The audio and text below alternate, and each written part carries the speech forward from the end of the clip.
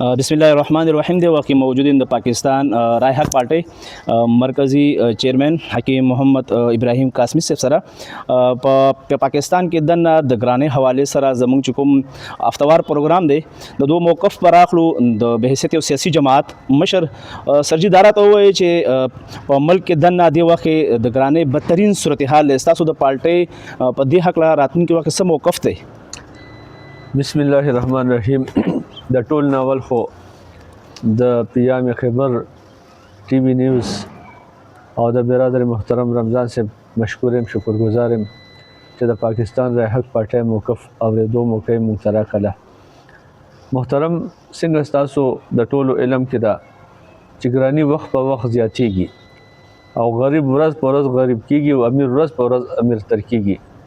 دا یقینا د حکومتي پالیسو د ناکامو وجه ده او به حیثیت د یو حکومت دا ذمہ داری چې هغه عوامو ته سہولیات فراهم کړي. حضرت عمر بن خطاب رضی الله عنه څنګه روایت ده چې کچرته د عمر بن خطاب دور کې یو سپیم د لګي مرشد هغه ذمہ دار حکمران دی.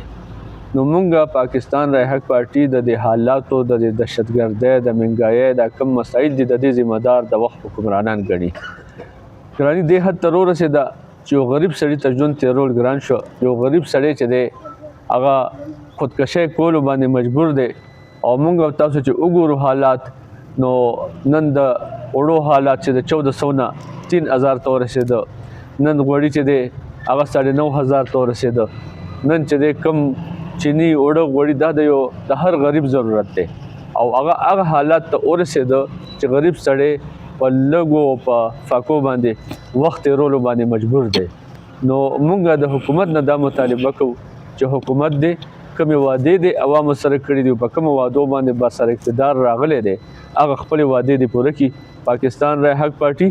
د حکمرانانو د دې غلط پالیسو شدید مذمت کوي او حکومت نه دا مطالبه کوي چې فلفور د غریب عوامو ته دا منګایي ختمه کړي هغوی ته د ریلیف میلو شي ځکه چې زموږ ملک اکثریت د غریب خلکو دی او په دې دور کې غریب سړي ته ژوند ډېر ګران. کوم موجوده نوی سی سی پی او صاحب راغلو میاں سعید صاحب او بیا د هغه ټیم راغللو هغه کم سټاف راغللو نو یقینا مونږ په د خپل سیاسي زندګۍ کې دا اول ځل تبدیلی وکړه او په دې باندې زه سی سی پی او صاحب میاں سعید صاحب ته مبارکباد پیش کوم او د هغوی د دراز زندګۍ دپاره دعا ګویو ځکه چې د هغه راتللو سره چې دی قبضه ګروپ کم په دې ملک کې مافیا ګروپونه دي کم دهشتګرد ګروپونه دي کم نور داسې خلکو چې غریب عوام هغوی پریشانه کړي هغه الحمدلله په تېښته باندې مجبور دي او په وتښتېدل کافي حد پورې. مونږ سی سی پی او صاحب ته مبارکباد پیش کوو او د خپل پارټۍ د طرفه دا یقین دهاني چې دا کم ستا اقدامات دي په دې اقداماتو کې پاکستان رای حق پارټي تاسو سره ولاړه ده او تاسو ستاسو په زبردست اقداماتو باندې خراج تحسین پیش کوي مبارکباد پیش کوي او ستاسو د مزید کامیابی دپاره دعا کوم. په دې کې چې کوم حکومتونه روان دي چونکې موجوده حکومت یا دې نه مخکې حکومت